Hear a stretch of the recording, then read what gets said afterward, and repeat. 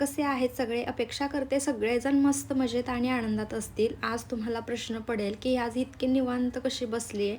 त्याच्यामागे पण खूप मोठं रिझन आहे.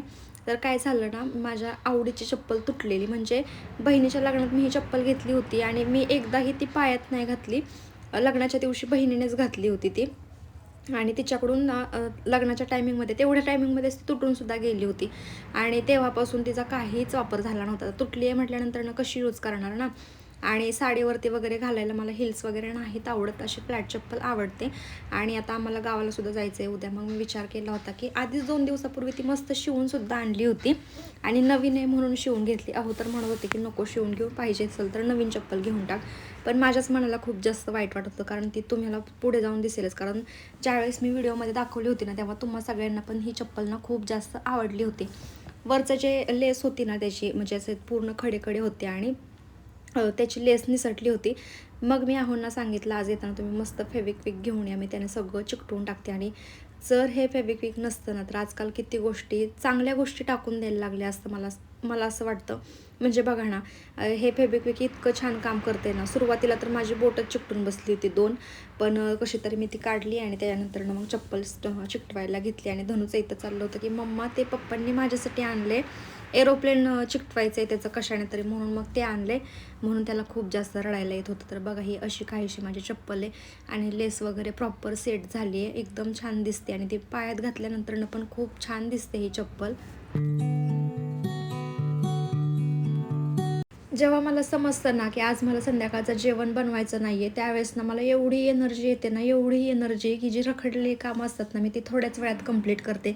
तुम्ही हे असंच करता का? मला संध्याकाळचा स्वयंपाक करायचा थोडासा कंटाळाच येतो. हां, जर 6च्या दरम्यान स्वयंपाकाला लागले ना, तर मी रोज स्वयंपाक करते. पण एक दिवस जरी उशीर झाला आणि काय बनवायचं जर हा मला प्रश्न पडला ना, तर मग मग माझं काही खरंच नसतं.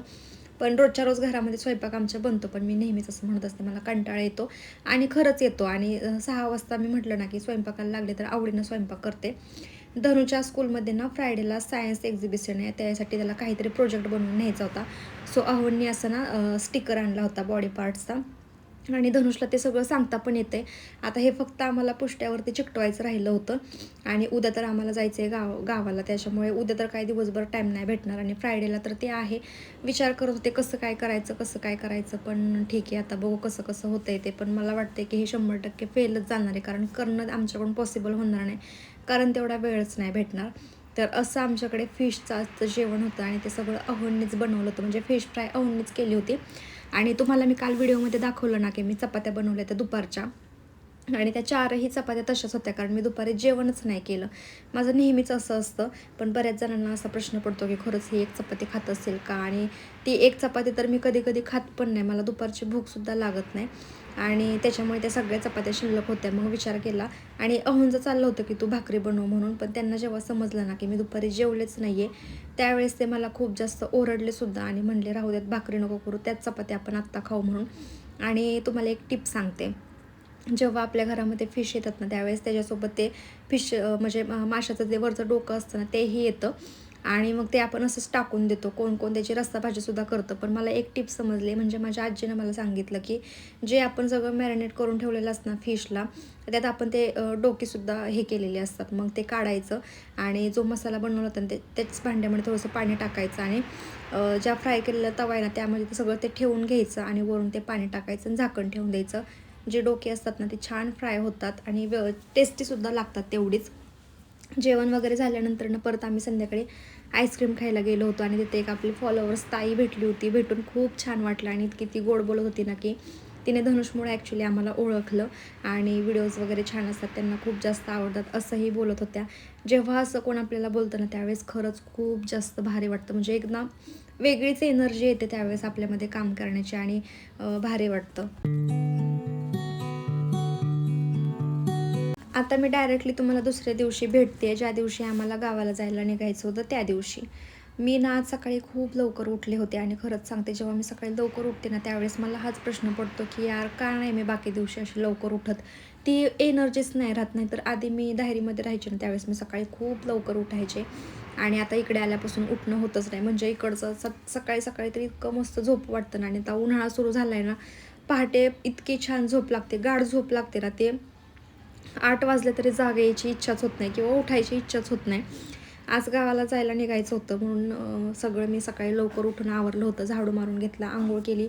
धनुष पण लवकर उठला होता. मग त्यालाही अंघोळ घातली आणि मग शेवटचं काम ते म्हणजे देवपूजा करायला घेतली. आणि आज मी खरंच खूप लवकर वेळेमध्ये आवरलं होतं. म्हणजे अहोंच्यापेक्षा पण लवकर आवरलं होतं. ते जेव्हा हेअर कलर वगैरे करायला गेलते ना, त्यावेळेसच मी अंघोळ वगैरे करून घेतली होती. धनुचं पण आवरलं होतं. नाहीतर नेहमी असं होतं की मग धनुषची अंघोळ त्यांच्याकडे असते. पण आज मीच त्याचं आवरून घेतलं. एकीकडे चहा ठेवला. म्हटलं धनुषला लगेच मग ब्लॅक टी प्यायला द्यायचा, कारण त्याला सकाळी सकाळी प्रवास करताना तो काहीच खात नाही. म्हणजे त्याला ॲटोमॅटिकली कळतं आपल्याला बाहेर जायचं ना तर काही खायलाच नको. इथे ना थोडासा वेळ होता, व्हाईट शर्ट त्याला घालायचा होता म्हणून म्हटलं की खराब करेल.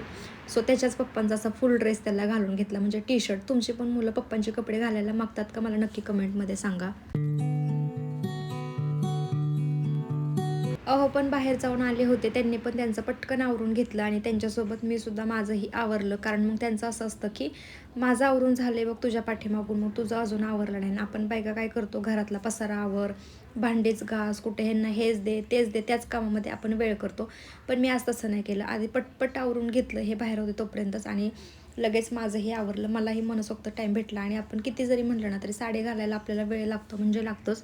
आधीच मी मनाची तयारी केली होती की मी आज हीच साडी घालणार म्हणून. नाहीतर नेहमीच माझं असं होतं की मी ठरवते एक आणि घालते दुसरेच.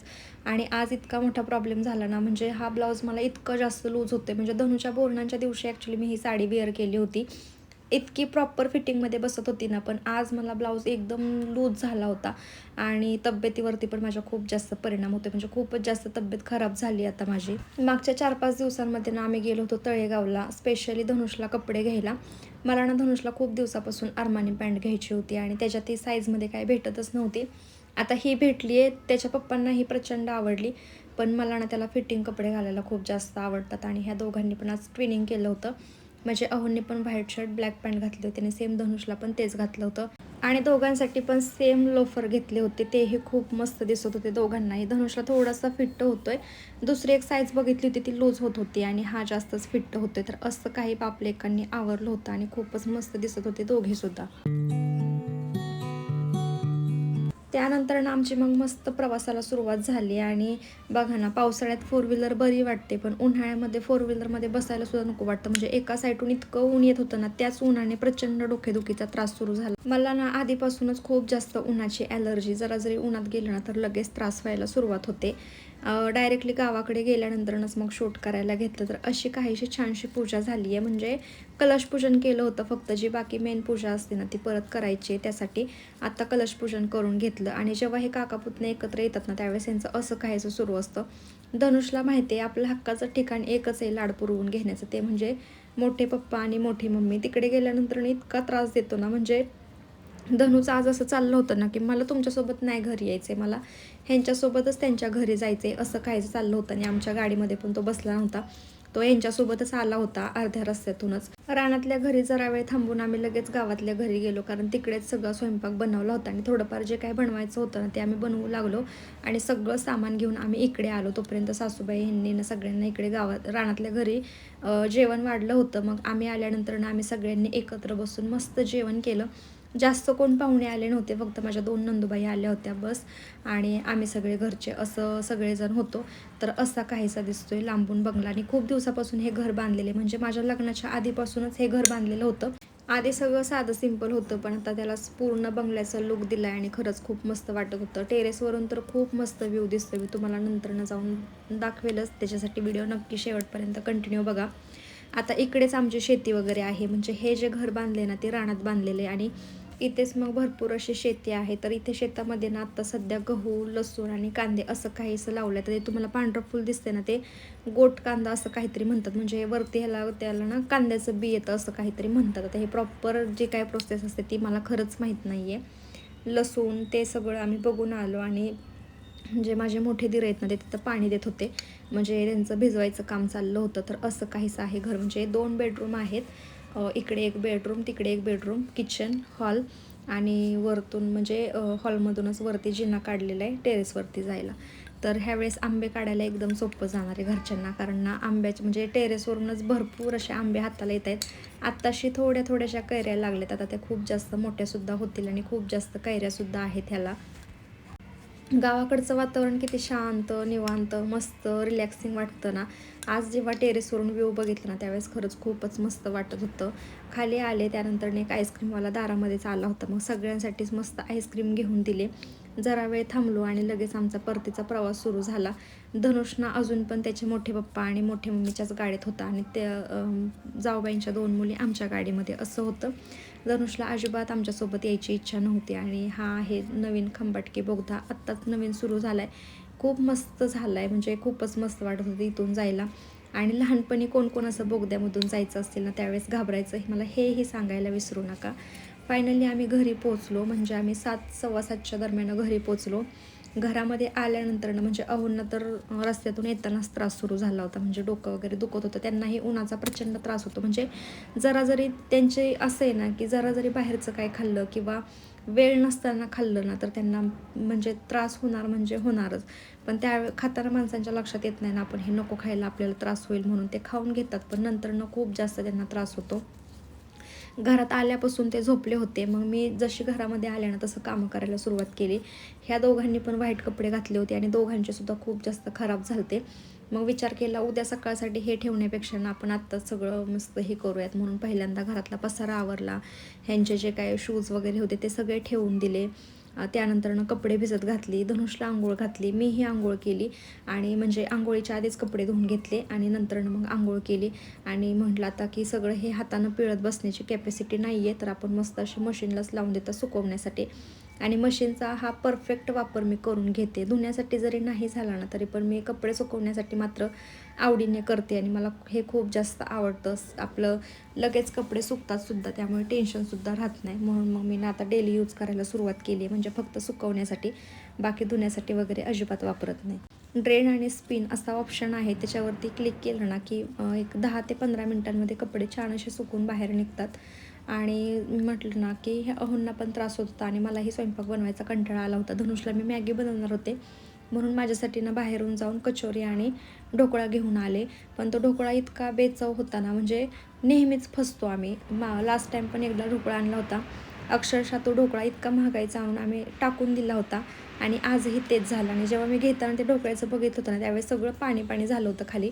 मी अहोंना विचारलं की नक्की हे काय झालं, तर ते म्हटले की अगं साखरेचं जे पाणी मारलेलं असतं ना, ते खाली आलं असेल. पण त्यावेळेसच बघून मला थोडासा डाऊट आला होता, पण घरी आल्यानंतर इतकं किळसवाणं वाटलं ना ते.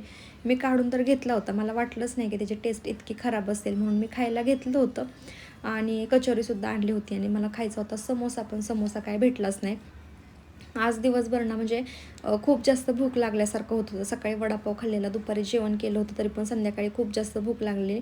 आणि मी इथे अहोंना विचारत होते की तुम्ही थोडंसं खाताय का म्हणून. डोकं दुखत असल्यानंतर ते पाण्याचा घोटसुद्धा घेत नाहीत, पण तेच ह्यांचं चुकतं. पाणी पिलं आणि डोकं असं पण दुखतं कधी कधी की भूक लागली असेल आणि आपण पोटभर नाही जेवण केलं तरी पण डोकं दुखतं, असं पण नेहमी होत असतं.